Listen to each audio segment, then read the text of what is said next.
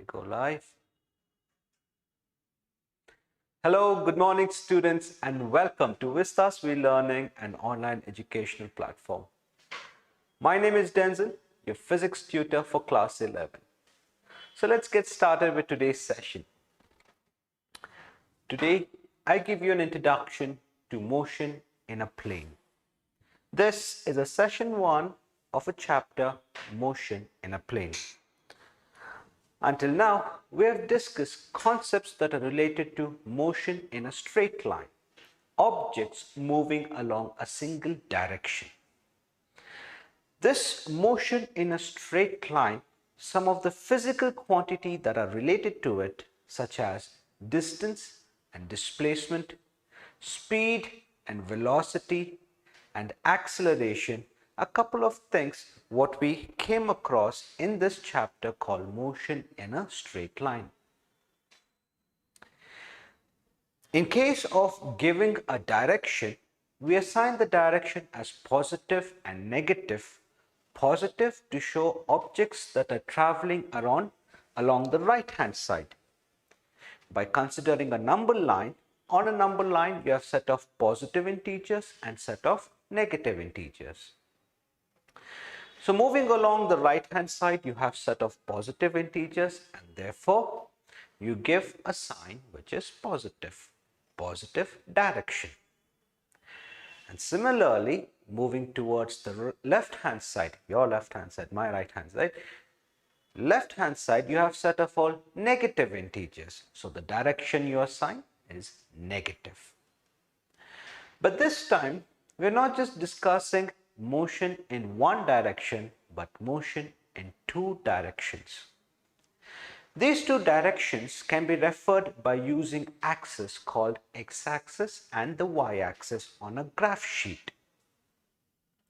Now the couple of things that we discuss for a two-dimensional plane in case of the introduction to vectors, where I taught you about how to represent a vector, how to find the magnitude and direction of a vector, how to add to vectors, how to subtract to vectors, and also how to multiply to vectors.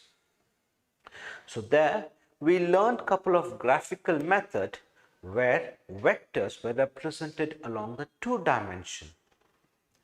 So similarly, using the same concept, we will start with motion in a plane. How objects move in a two-dimensional plane. So let's get started.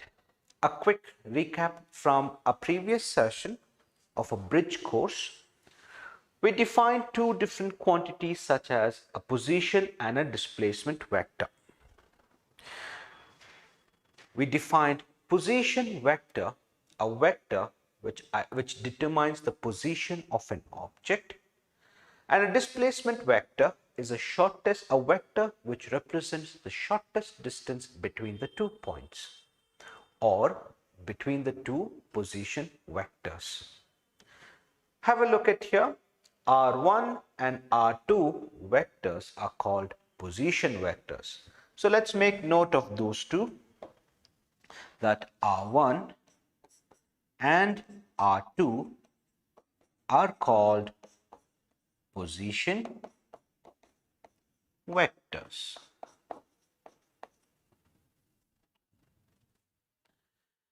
And now, to determine the shortest distance between these 2 points, you construct a straight line.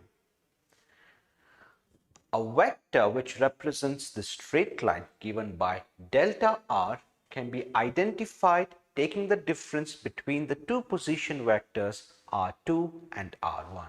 So delta r represents displacement vector. It tells you how much the object has displaced from its original position. How much it has displaced or traveled along a straight path from its original position. Now, what we need to identify here, though the object is displacing, okay, since the object now displaces to a new position, we can confidently say that the object is in motion because we have distinguished a rest from motion by looking at the position of an object. If an object changes its position with respect to surrounding, then the object is said to be in a state of motion. But if an object does not change its position with respect to surrounding, then it is said to be at rest. This is quite fascinating. Why is surrounding important for us to distinguish if an object is in motion or rest? Let me help you with this question, help you understand this idea of a surrounding with a question that was asked to me by a 7th standard student. This 7th standard student walks up to me and he asks the question. He says, "Sir, imagine, suppose you're standing on top of a mountain or a hill and you watch the sun rise and the sun sets. And as the sun sets, you see all the celestial objects such as stars and moon rise and they set as well. From this, you can infer that Earth is rotating. That is a true statement. Sunrise, sun sets, and then you have all the stars and moon that rise and they set. From this, you infer that Earth is rotating. Now suppose you're still standing on top of that mountain or that hill, but this time there is no sun, there are no stars, there are no celestial objects. How will you know if Earth is rotating?" Now, this question, I'll leave it to you. You can put the answers in the comments and I'll have a look at it. So, a surrounding is very important to distinguish for a given object if it's in a state of rest or if it's in a state of motion. So here, the object is in a state of motion because it has displaced, it has changed its position from x1, y1 to a new position x2, y2. Since the object has changed the position, which is x1, y1, this r1 vector can be represented, can be written as r1 vector, which is equals to x1 I cap plus y1 j cap with its respective unit vectors of x unit vector and the y unit vector. So this is how you represent r1 vector based on the coordinate x1, y1. Now can you identify how r2 vector should be represented based on the coordinate x2 and y2? Go ahead, try it yourself. So r2 vector, which is equals to x2 I cap plus y2 j cap.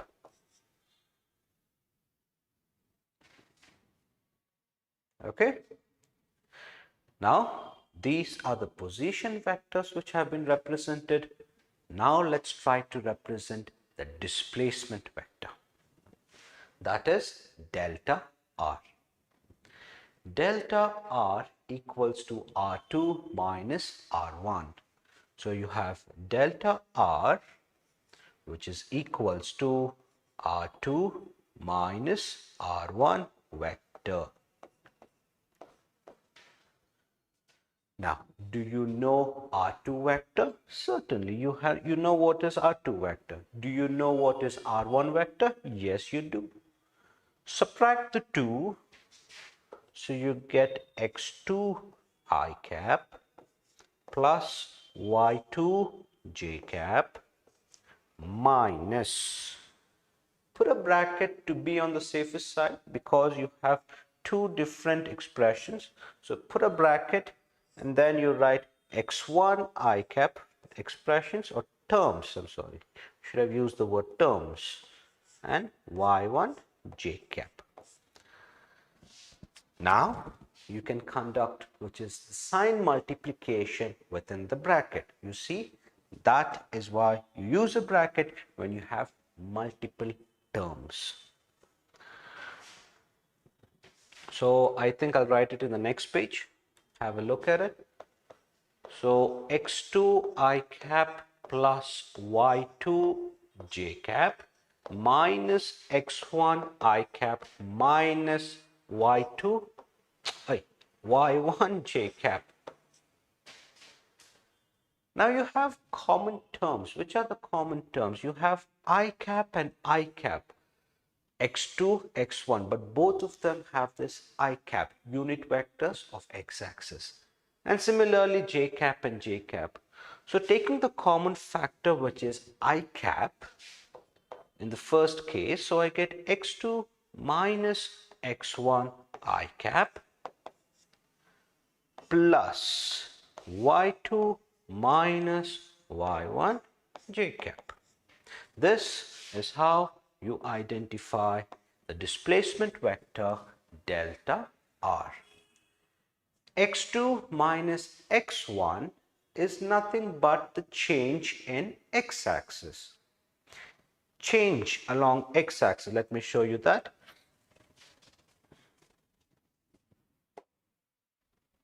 I'll use a color, no, not color blue. I'll use a color purple. So here, this is a position that's x1. This is a position that's x2. The distance between the two is x2 minus x1, which simply can be written as delta x. Change along the x-axis, the position which is along the x-axis. Therefore, x2 minus x1, you can write this as delta x. Similarly, y2 minus y1, delta y. And the remaining terms, which is unit vectors I cap, j cap, plus, which is equals to delta r vector. So displacement vector is delta x I cap plus delta y j cap.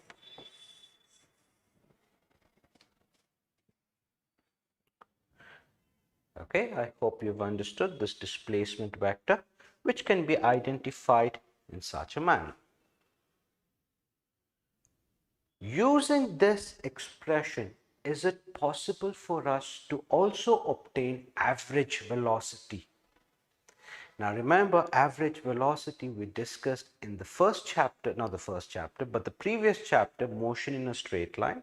It is defined as the total displacement traveled by an object divided by the total time. Isn't it? Total displacement of an object. This is the displacement of an object over a given time. Let's call it delta t. So let us try to define average velocity. Okay, we will try to define.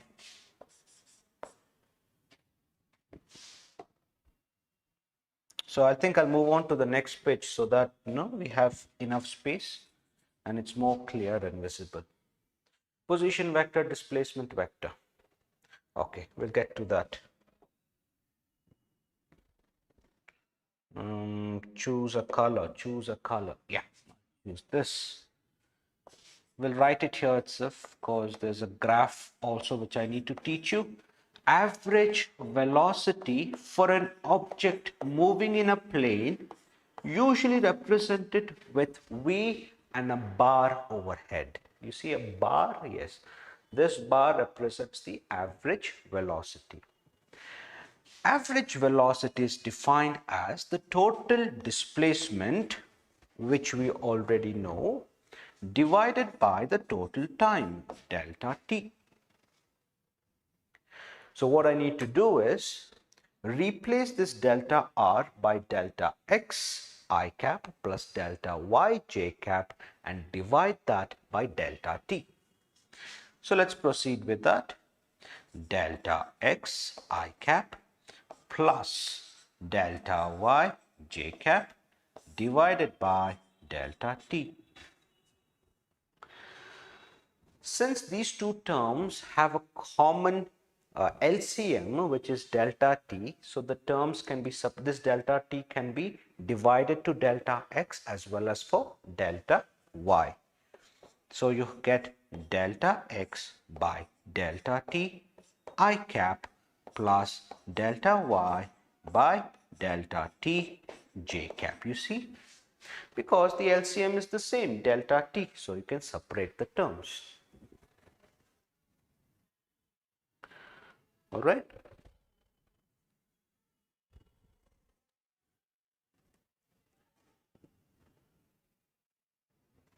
So I hope you made a note of this.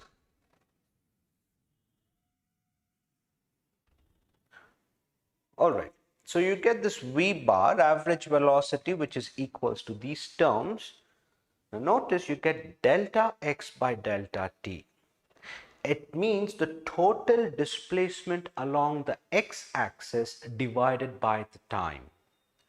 Total displacement along x-axis divided by the time gives you the average velocity along the x-axis.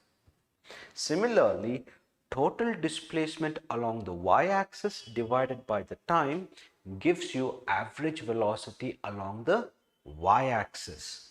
Therefore, these two can be represented where average velocity delta x by delta t I cap plus delta y by delta t j cap can be simply put as v bar I cap vx bar v suffix x bar I cap plus v suffix y bar j cap. To show you, this is the average velocity along the x-axis and the average velocity along the y-axis. So we have split the average velocity of a given object into its two respective components, average velocity along the x-axis and the average velocity along the y-axis. Now comes the question, what about its direction? Though we can somehow determine its magnitude, what about its direction? So for that, let's take a look at this particular graph. This graph is also present in your NCERT textbook.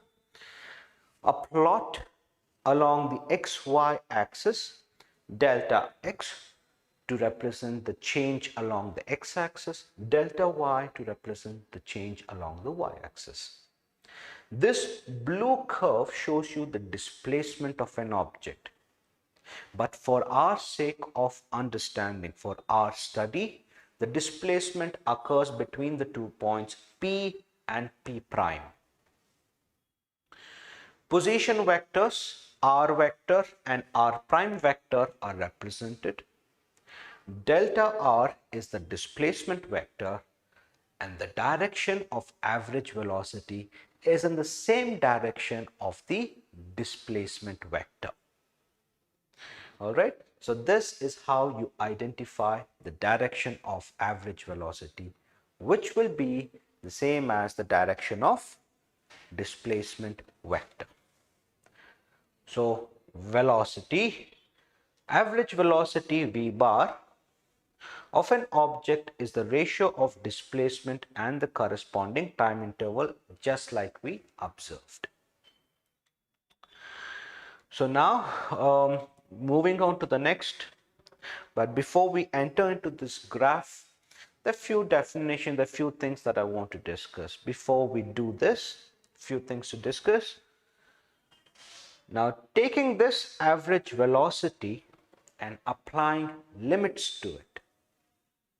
I hope you remember limits. I've taught you in a bridge course session how about limits, differential calculus, integral calculus. We shall soon discuss them, all right? But differential calculus, I've given you just a quick introduction and how to solve the general differential equation using limits. So this limits is a tool in mathematics. For those of you who have missed out on the bridge course, you can visit us at www.we-learning.in. There, under playlist, you find all the courses as well as subjects plus the respective classes. So there, under mine and science class 11 physics, you see there will be a bridge course section, an introduction to calculus. There I teach you limits as well as a differential calculus. So, applying limits. Now, when you apply limits to a given v bar, I need to make sure that delta t is tending to 0. Average velocity are usually defined by delta r by delta t. This is how we defined average velocity. Yes, you remember? Now to that we apply limits delta t tending to 0. Now when you apply a limit to a given expression as such, the outcome what you get is called an instantaneous velocity. And I hope you remember, because we also discussed in the chapter, the previous chapter, motion in a straight line. When you apply a limit in such a manner where delta t is tending to 0, you get instantaneous velocity. It is defined as the velocity at that given instant of time. Now, for your sake of understanding, think about the speedometer. When you accelerate, when you increase the accelerator, what you notice is the speedometer dial, the needle immediately changes its position. The immediate change in a position gives you the velocity at that given instant of time.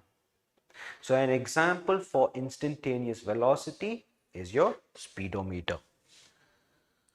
So this quantity is nothing but instantaneous velocity. So I'll make note of that. Instant, not instant ramen or instant noodles, instantaneous velocity. Okay. Do you remember how we define delta r? No, sir, we don't. Let's go back. We go back. Delta r equals to delta x I cap plus delta y j cap. All right. Now that we have delta r by delta t, we know how to define this delta r, which is called, you guessed it right. So now limit as delta t is tending to 0. Doesn't look like delta, does it? Delta t is tending to 0. Delta x plus I cap delta y j cap divided by delta t. You can separate the given expression because the LCM is delta t. I have my tool which is still outside the bracket, so I have not multiplied within the bracket. Delta x by delta t I cap plus delta y by delta t j cap. And now we multiply this tool within the bracket. So you get, shall we change the color? Yes, we change the color. Limit as delta t, which is tending to 0, delta x by delta t I cap plus limit as delta t, which is tending to 0, delta y by delta t j cap. Now, how do we define this limit delta t tending to 0 delta r by delta? Though we know it's instantaneous velocity, is there a short and sweet term that we can define it by? Yes, we define it using differential calculus. So which is dr by dt in this case, because the limits that are applied to delta t is to delta r, which is the displacement vector. Therefore, you have dr by dt. You can also put vector, no problem, because it's a displacement. Similarly, you have limits that are applied for delta x by delta t as well as delta y by delta t. So we can write this as dx by dt I cap plus dy by dt j cap, which is equals to dr by dt. This is how you define an instantaneous velocity of a given object along which is moving along a plane, okay, which is moving in a plane. So if the given object is moving in a plane, this is how you define instantaneous velocity. Velocity at any given instant of time along the x as well as the y. So how do we look at it in a graphical manner? That is where we enter into this graph. How do we look at this instantaneous velocity? How do we observe it in a graphical representation? So this general description I have given you, where the direction of velocity, average velocity, is in the same direction of the displacement vector.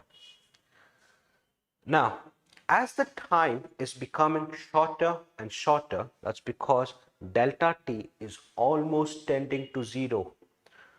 Very, very small time interval. So as this time is reducing, the displacement is less. So the position vector must be closer to each other. I'll repeat it one more time. Since the time interval is less, it's reducing. As we move on to the next graph, we will see that as the time interval is reducing, the displacement will be less, shorter displacement. But what also you observe is the position vectors will be close to each other. So here you see the position vectors are a little far apart. Here you see they're a little closer. That's because now the time is reduced. Here you see that the position vectors are even closer, but as you keep decreasing the time, less will be the displacement, and at one point you will notice the position vectors, the two will almost coincide. So this is how you define your instantaneous velocity. How would you, see, in these cases there was no problem in identifying the direction of velocity. Direction of velocity will be in the same direction of the displacement vector. But here, do you have a displacement vector? No. Then how do you identify the direction? To identify the direction is always tangent to the given path of an object. A tangent that is constructed to given path of an object. So let's make note of that quick definition. Okay, the rest I will write it here. That is dr vector by dt, which is equals to dx by dt I cap plus dy by dt j cap. So the direction of a velocity at any point on the path of an object is tangential to the path at that point, and it is in the direction of the motion. So tangential to the given path of an object at that particular point here. All right, so this is how you can identify the direction for instantaneous velocity. Okay, so I hope I made that clear. Yes. Now the question, can we express V in its component form? We just did. How can V be expressed in a component form? One more time. I'll do it one more time. Observe.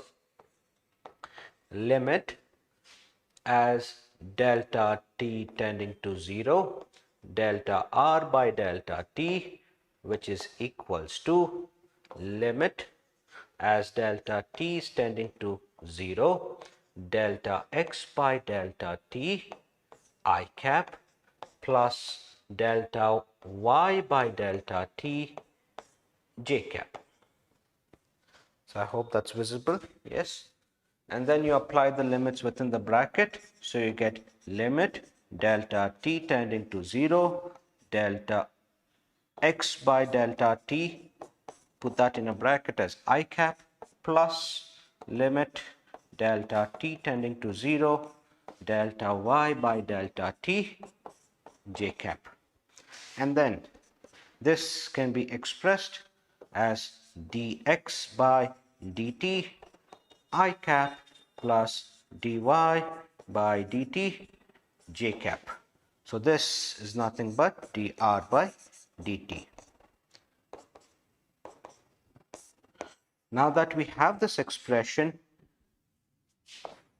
dr by dt is nothing but v vector, that is your instantaneous velocity, which is equals to instantaneous velocity along the x-axis and the instantaneous velocity along the y-axis. So this is how you write it in its component form, where v vector equals to vx vector I cap plus vy vector j cap. X component of velocity, y component of velocity. X component of velocity, y component of velocity.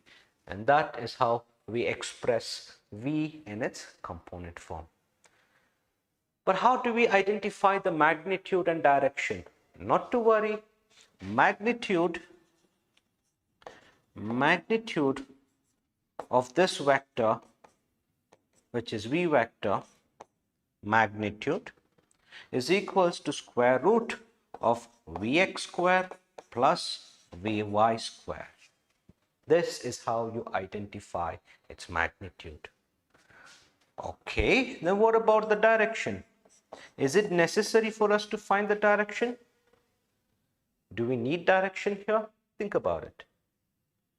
Yes, we need direction because velocity is a vector quantity. So we have magnitude already.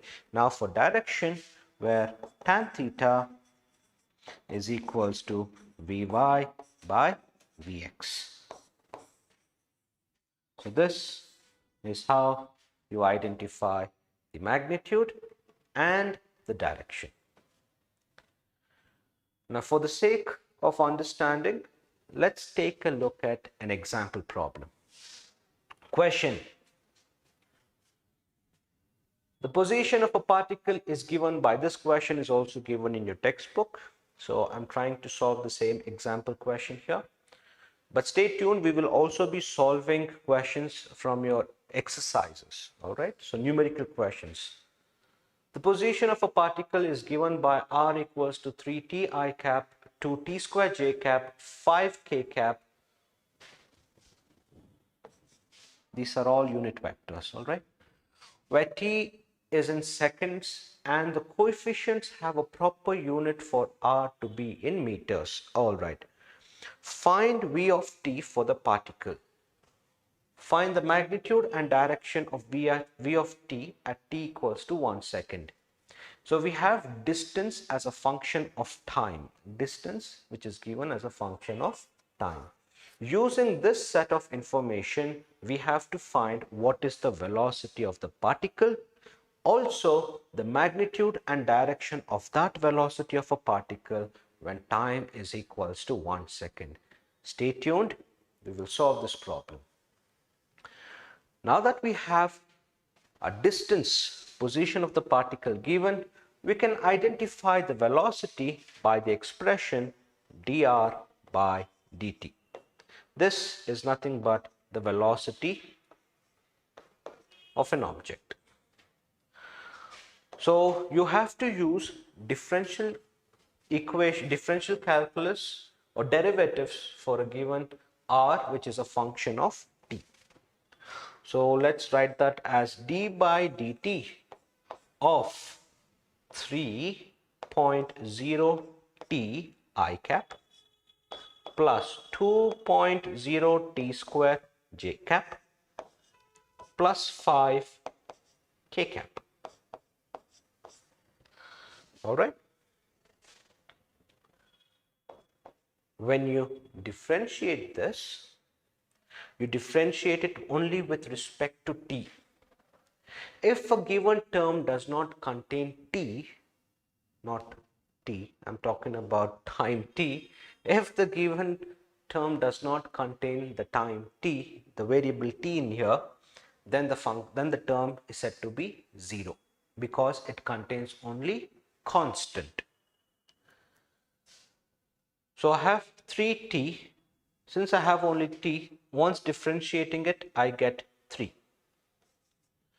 3.0 I cap, okay, don't forget that, plus t square.